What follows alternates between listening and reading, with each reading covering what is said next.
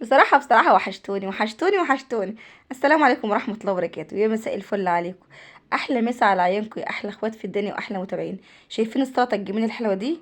دمية السلطة بقى على فكرة، يعني خارجة منها بسم الله ما شاء الله تبارك الله، حاجة عسل عسل عسل.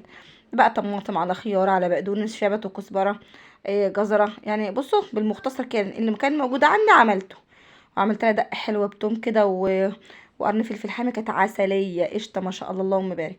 ده الرز البني بقى، حمرت البصل حلو قوي قوي وصفيتها بسم الله ما شاء الله. ورحت عامله ان ولادي ما بيحبوش في اوقات كده لوجي بتسوق غلاسه عليه لما بتلاقي فيها البصله باينه. صفيته ما شاء الله وعملت الرز جميل جدا، وحطيت في الرز بهارات من بهارات السمك. ده سمك ماكريل او بلاميطه زي ما انتوا عايزين تسموها. بسم الله ما شاء الله تبارك الله اللهم بارك. بصوا بقى، كأنها مقلية اللهم صل على النبي. محشية خلطة جميلة جدا بقى، جزر وطماطم وفلفل حامي. بحب الأكل مشطشط شوية. بسم الله ما شاء الله. ودهنت دهنة بس خالص في الصينية لأنها سمينة.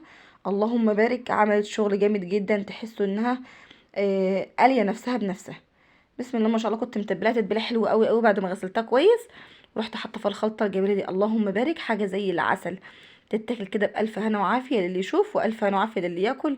ويا ريت ما تنسوش اللايك، ويا ريت ترجعوا لمتابعه امل من تاني.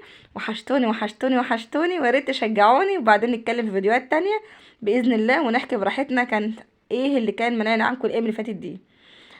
ما تنسوش يا جماعه تدعموني بلايكاتكم وتعليقاتكم الجميله.